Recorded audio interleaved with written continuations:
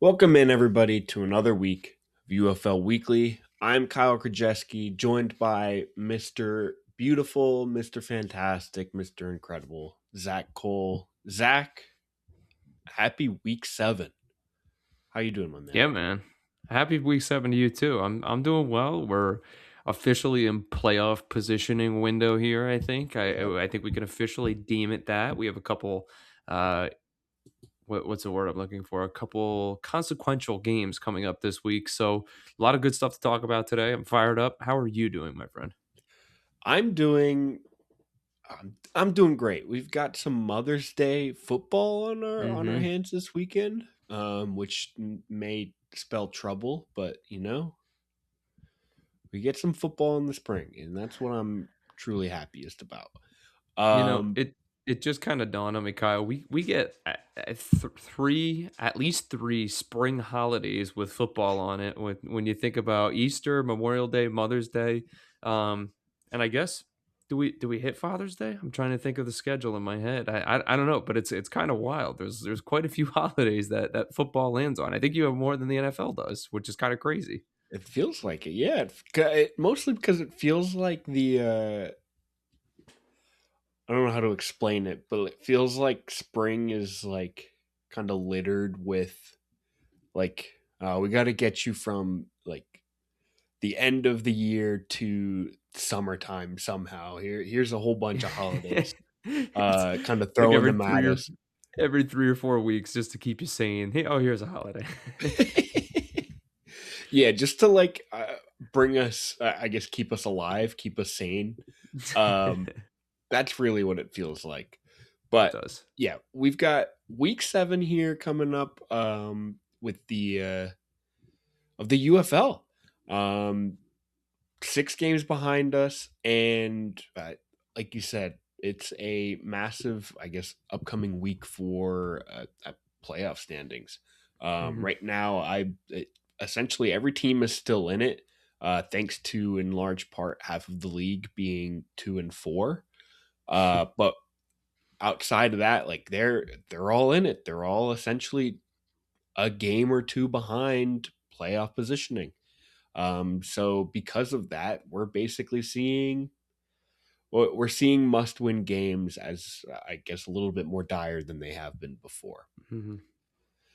And with that, we see I have two pieces of news here as we record here Thursday night. St. Louis is returning good old offensive guard Abdul Beecham. He's returning. Veteran was one of the top guards in the UFL last year before injury, and was surprisingly cut before camp, but makes his return. He was a guy that was kind of a shock cut, kind of like trying to make his way coming, I guess, existing in this league. He's a known guy in this league, and he's back in St. Louis. Um, and head coach Ricky Prohl names Luis Perez starting quarterback for the Battlehawks, coming in this week. Meanwhile, quarterback they won last week with Frost in at QB, but moving forward here, Perez gets the nod. And with that, Zach, I don't know if you want to cue us up here for our game previews of the week 7 season, or week 7 of this season. But it feels like that's kind of I guess a big talking point for this first game here. Yeah, it's not often we segue that smoothly into a game. That was good stuff. But yeah, we're looking at the first game of the weekend. It's our Friday night game, 8 o'clock. It is between the 2-4 Columbus Aviators, and they are traveling to the 4-2 St. Louis Battlehawks, who, as you mentioned, Kyle, are looking at a change of quarterback this week, which is a little interesting because Frost, their current quarterback, is being replaced after having won them a couple games in a row here. But they are also pivoting to the king of spring, Luis Perez himself. So I think this kind of comes on the back of them struggling to find a little bit of an offensive rhythm. Their defense has really been propping them up the last couple weeks. So I think that this is sort of an effort to kind of jumpstart that offensive side of the ball and get them rolling. To hopefully compete for a UFL championship this season. It seems like DC is kind of the cream of the crop right now. So St. Louis is doing what they can to kind of catch up and get on that same level as DC. It seems like so they've got half of the formula, and I think if they can figure out some of their offensive question marks, that definitely will put them in the driver's seat to be looking at being competitive when it really matters in weeks 11 and week 12. So. On the other side of the ball, they are playing the Columbus Aviators, who are sitting at 2-4, not necessarily out of the playoff picture yet, still kind of jockeying for some position, and a win over 4-2, second place St. Louis would be really big for them. So they are on a 2-game win streak. They were sitting at 0-4. They're kind of right in the ship, and that kind of comes on the heels of them having four. We had to Kyle, you fact checked this before the show. Four of the 10 top rushers in the league with Lovett, White, Tawa, and McClendon, which is just kind of nuts. But I would be remiss if I didn't once again mention that St. Louis defense that limited Louisville to only 3 points last week and 12 rushing yards, which is just nuts to think about. So we kind of got like the old what is it, in unstoppable force and an immovable object here. We got the one of the best rushing attacks in the league. We've got one of the best rushing defenses in the league, allowing only 72 yards per game. It's definitely going to be an interesting kind of see who can come out here. And I think that St. Louis might be looking at Luis Perez to be the differentiator in this game. If all things are equal, if the defense does its job, if the Columbus rush offense does its job, we could see a pretty even game. So I think they're looking to Luis Perez in this one a little bit to open it up. So Jarvion Howard, I should also mention, does lead the UFL in rushing yards at 297 for St. Louis, and Columbus does have the worst rush defense. So they're looking to just kind of put up some points here, kind of get the ball rolling. And like I said, if they can get these things clicking on both sides of the ball, I think they're going to be tough to beat at the end of the season when it really matters. So long story short, Kyle, I didn't touch on the over-under here. The over-under is 43.5 points. The spread is St. Louis as 4.5 point favorites here, minus 4.5 the spread. Who are your picks in this one? Oh, it feels like St. Louis is getting like a Perez special treatment here with this. I feel like this is a strong line. I don't know. I feel pretty solid about the Aviators coming into this one. Mm-hmm. That's not to downplay the Battlehawks. I know Hawks fans, come at me all you'd like. They're a vocal bunch. They sure are, but I love them. I love them for that. They deserve that. They've earned that. Sitting here, I'm gonna take. All right, I'll put this. I'm taking Aviators plus 4.5. But I, for you viewers, you listeners, I do think St. Louis is going to pull out the win here. I just think 4.5 feels. I think it'll be closer than that. But with that, I also think maybe, running. Give me the over 43.5. Mm. So I'm going Columbus plus 4.5, over 43.5. Very interesting. And I'm going to flip on you on both of these two picks here, Kyle. I'm going to go with the St. Louis offense figures it out this week and finally kind of explodes and starts putting up the points that we know they can. And we know that their defense is dominant. We've seen it several times now. Only 3 points allowed last week. I don't know. I don't see Columbus putting up enough points to push this one over. So I'm going to go ahead. I'm going to go under 43.5. And I will take St. Louis minus 4.5 points. I like them to win by a score. Yeah, what do you I was going to joke. You're picturing St. Louis offense kind of returning to form, and defense kind of holding it down. I was like, oh, you expect like a 40-3 game, staying under the under, but It high could. Hey, points, good defense. Hey, it could be. It could be. Yeah. No. maybe. I don't know. I think you can still play very good defense and give up 2 touchdowns. And still come out looking and feeling great on the other side of the game. So, 20-14, something along those lines, where it's not super high scoring, but we see the positive signs from St. Louis, and the defense does its job. You know what I'm saying? Something along those Yeah, lines. yep, I got you. All right, next game of the week, we have a Saturday game at 1:30 p.m. between the Not. It's this Lewis. It's this Lewis's. The Louisville Kings and the DC Defenders. Louisville enters this one at 2-4, coming off of a 16-3 loss to St. Louis.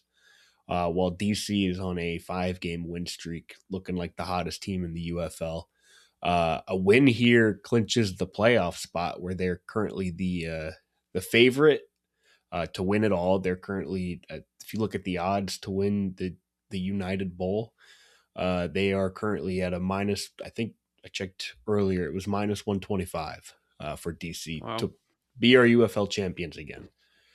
So they are presently the hottest, the strongest team right now in the UFL, and this line shows it.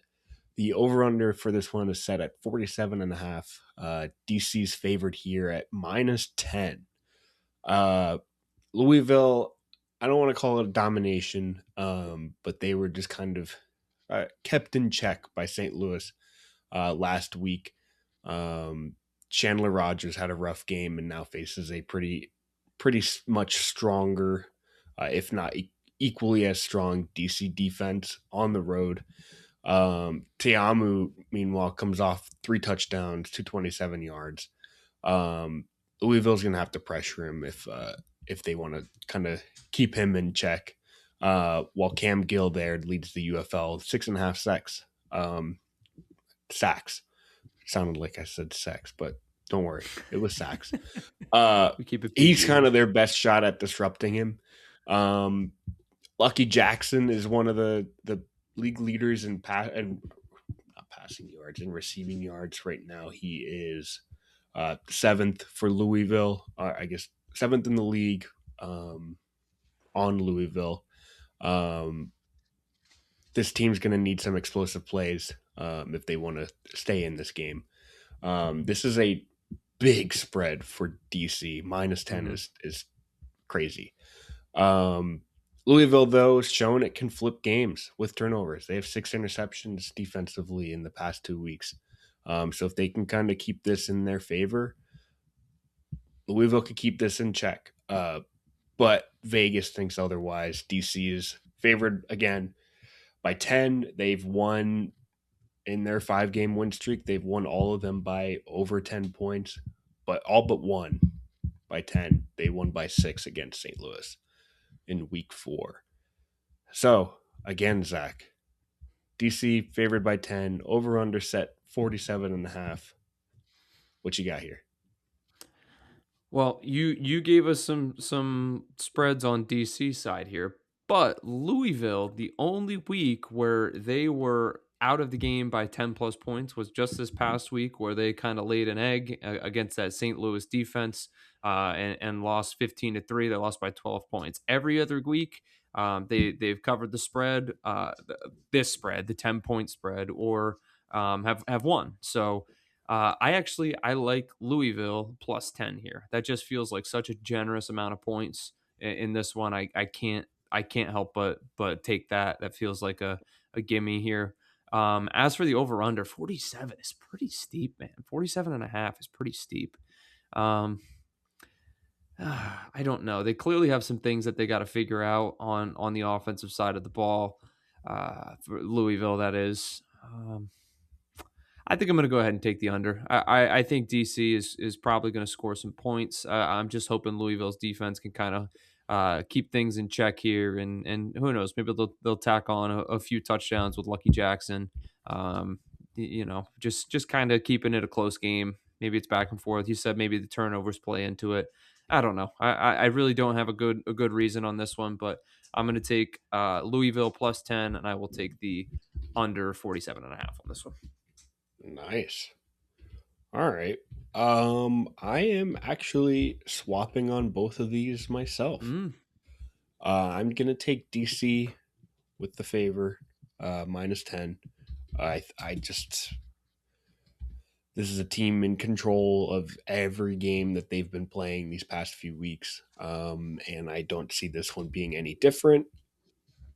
But I'll also give us a little over. I think DC just loves to score. I think we're just going to see more points for this one, just as the past few weeks we have. They were under their total last week when they scored just 30 total with the between them and Dallas. But I think Louisville's going to put up a little bit of a fight, and we'll see some scoring on both sides here. So give me DC minus 10 over 47.5. This league cracks me up, Kyle, because there's just like so much week to week variance, and it's really hard to do pick'ems in this league. And every time you It's explain bad. your reasoning one way or the other, I'm like, oh man, he's right, and it's just so hard to like have conviction about a pick. And half the time, whenever I do have conviction about a pick, it's wrong anyway. So And that's why we're not giving betting advice. That's this is why we're not just like, hey, no. this is what I think it's going to happen. But I just because I I don't scrolled feel down to the confident about any of it. No, I scrolled down to the bottom of our show sheet and I see we're like I'm riding a 3-5 streak right now. Every Yeah, single every week week I'm we've done three and picks. five. Zach is 3-5, 3-5, 3-5, and I have 4-4. I have a 2-6 week, and then it's 4-4, 4-4. So once again, do not take this as betting advice We by are we any are not means. offering betting advice here. No, no, no, no, no. So, but we do have fun doing it. It does keep us invested in the games. It's just kind of a little extra sprinkle in here to kind of get our minds rolling on each of these matchups every week. So, all right, our next game of the weekend is our second Saturday game. We do have two on Saturday, and this is the night game, 8 o'clock game, and it's that the Dallas Renegades traveling to the upstart Birmingham Stallions. I'll say they seem to have found a little bit, like you mentioned, with DTR this past week. But before I get into that, the over under on this one is at 45.5. Dallas is favored by 1.5 in this, so Vegas is expecting a close game between 3-3 and 2-4 here. So a couple things: Dallas is 3-3. They are in playoff position right now, but obviously, that you said, Kyle, at the opening of the show, Birmingham's kind of trying to find their footing here and storm their way up the standings. And we are still far from anything being solid in this league. There's a handful of 2-4 teams, a 3-3 team, a 1-5. So lots of jockeying still can happen. But Dallas is currently in playoff position, and they're looking to kind of just maintain at this point. But that's going to come on the back of Austin Reed, who has really, really, really kind of struggled the last couple weeks. I would say he was a difference maker for them in the first couple games, only having thrown one interception. But over the last 3 weeks, he's thrown seven. And if there's one thing that we've seen in the UFL this season, we saw it with Columbus. We've seen it with a couple teams. If you don't take care of the ball and you turn the ball over, it's hard to win in this league. So that's kind of going to be a point of emphasis, I think, for Dallas in this one is can they take care of the ball? Can they hang on to it and make the most of their possessions? Tyler Vaughns is the leading receiver in the UFL with 438 yards and 5 touchdowns, which is just incredible. So if they can get him involved, if they can keep him in the game, Austin Reed can kind of keep the ball out of Birmingham's hands and keep it in his hands. That's gonna be great. I mean, he's been a little bit quiet the last couple of weeks after popping off early, but I think a lot of that kind of is on the back of Austin Reed struggling a little bit too. So on the other side of the ball, however, we saw a huge spark this past week from Birmingham with DTR. He kind of popped off and let the world know about it. There was a pretty cool clip of him. You could see he was chirping at the Orlando Storm Oh sideline yeah, after trading him. That was good stuff. I like seeing that. But uh, kind of what we expected from him. He's like a magician back there, and the longer he can extend the play, the more dangerous he becomes. So it's going to really be on Dallas for getting to him and forcing him to get the ball out early and containing him in the pocket and forcing him to be a pocket passer, which I think would be a win for them. Like I said, when he gets outside the pocket, extends plays, uses his legs, that's when he becomes more and more dangerous. So Justin Ross is also a major factor in this yeah, Birmingham offense. He was the offensive player of the week this past week, 7 catches, 135 yards, and a touchdown. And Jaden Mickens is also a essential target, essential piece to this Birmingham offense as well. So a lot of factors kind of at play here. I think the quarterbacks are probably the main storylines of this one. Can Austin Reed keep the ball in Dallas's hands? Can DTR recreate that magic from last week? If they can, this is going to be a great game, and I think that's why we see the spread set at 1.5 right now. I do think Vegas is expecting this one to kind of be one of the better games of the weekend. And it gets that 8 p.m. primetime slot. So lot of storylines here. A lot of talk going into this one. Kyle, what do you got? You got the over under at 45.5, and the spread is set to Dallas -1.5. Let me know your thoughts. Ooh, I'm gonna take. I'm following the trends here. I'm following. Oh, Dallas being on the 3-game losing streak is kind of what sets me up here to say I'm going Birmingham +1.5. Uh, I mean, Birmingham figured something out last week. I think they needed that win to kind of course correct themselves, and I think we could see them kind of take back control onto what their season actually continues looking like. And I think that continues this week. Dallas being on a 3-game losing streak really feels shaky to me. So I'm going Birmingham +1.5. I am going to go under on this one. I think Hmm. that 45 feels pretty high for these two teams. Um, I don't think we're gonna see that much offense here. So yeah, give me Birmingham +1.5, under 45.5. Well, I guess this is the first one where we're gonna be in unison because I think I'm right there with you on both of these. I think Dallas is kind of spiraling a little bit. I think we saw only 6 points against DC last week, which is Yeah, alarming. The week before, we saw them give up 47 points to Louisville and get beat by 20. Like, just there's some concerning things going on here, and I just don't know that I like what I'm seeing. And DTR was a huge spark for Birmingham, so yeah, I think taking them plus points is a great bet here. And on the other side of the ball, or on the other side of this bet here, I think you're right about the under.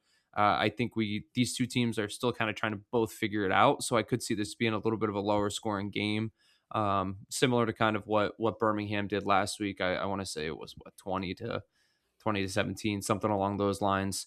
I could yeah, see that being the case in this game again. So I like the under coming in somewhere in the 30-ish total yeah, points, and I like Birmingham to win this one. So that's where my mind is at as well. yeah. That 20-17 feels like spot on for this game. Yes, agreed. And that was a Again, much better Storm yeah, team also. right. And then for our final game here, our Mother's Day game of the weekend, we have the Orlando Storm at 4-2 facing off the against the Houston Gamblers at 2-4 Sunday at 6 p.m. The over under here is set at 45.5. Orlando's favored here at -3.5. Orlando started this season 4-0, top of the league, undefeated. And now are currently on a 2-game losing streak. 3 turnovers last week, all fumbles. 2 of them came from snaps.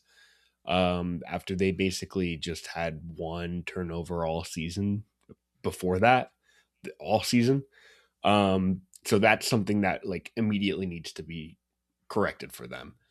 Deshaun Corbin currently second in the UFL for them. For Orlando with 292 rushing yards. Faces a Houston run defense that allows 100 plus yards per game on the ground.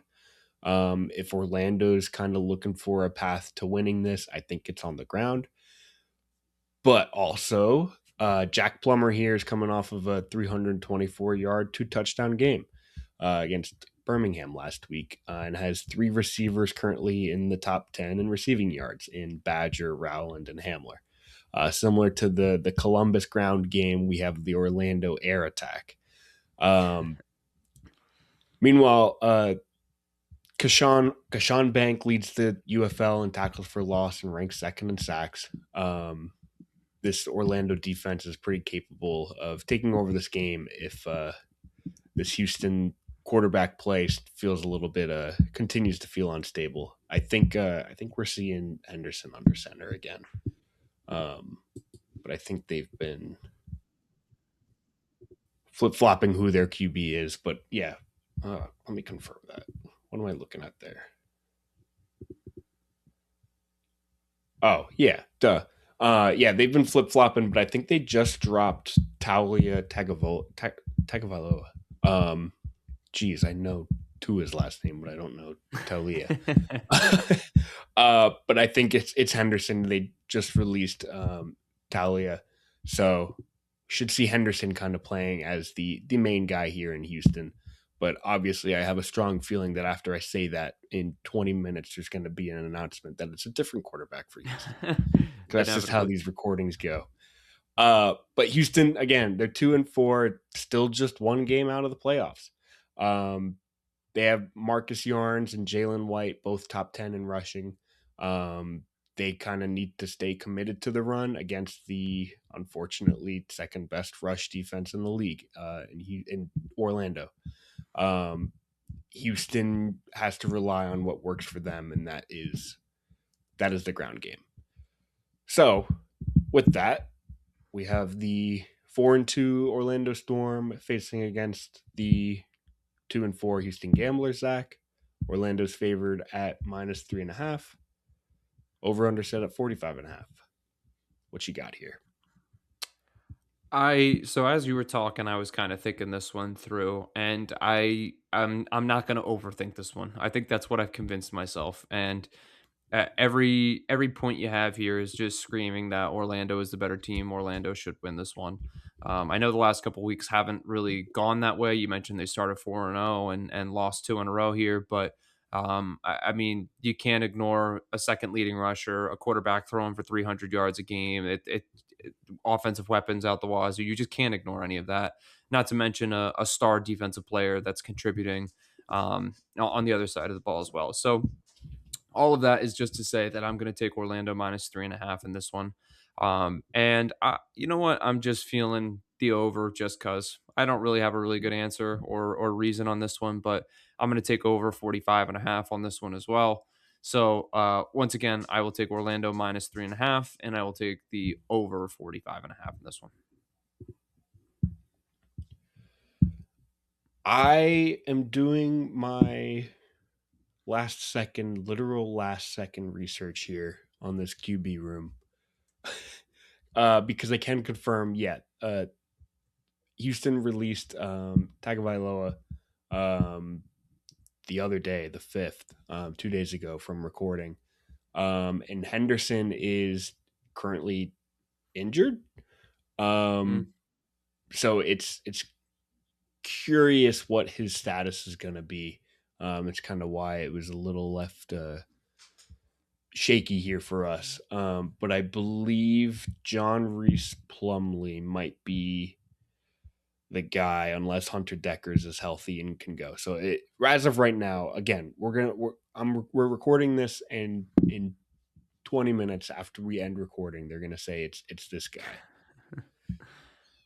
But because of that, I'm joining you on the Orlando -3.5 train. I think you're right. I feel like Orlando's got to figure something out. They're on a 2-game losing streak, and I feel like Houston, not to punch down, but I feel like Houston's that get right team Hmm. that Orlando kind of needs to face to prepare themselves for this rest of season. I'm gonna take the under though. I know you went over. I'm gonna take the under. I feel like I don't know. I'm not expecting a ton of points here, but I feel comfortable. Maybe they hit 40, but 45 to me feels a little up there. But prove me wrong, guys. This feels like a perfect game for Orlando here to get a win, to right the ship and really kind of solidify themselves in the playoff race as a true contender. I think that's got to be the storyline for them this week in this game. So that's why I feel pretty comfortable with the spread, and especially not knowing who the Houston quarterback is going to be, whether it's going to be a banged up Henderson or whether it's going to be one of various backups stepping in to try to take over and win a game. I think Orlando's the team here. Yeah, I think so. And as I continue to research this, trying to stay on top of all this, it looks like Henderson's going to be the starter for Houston. We'll know probably tomorrow. Go figure. Um, yeah, go figure.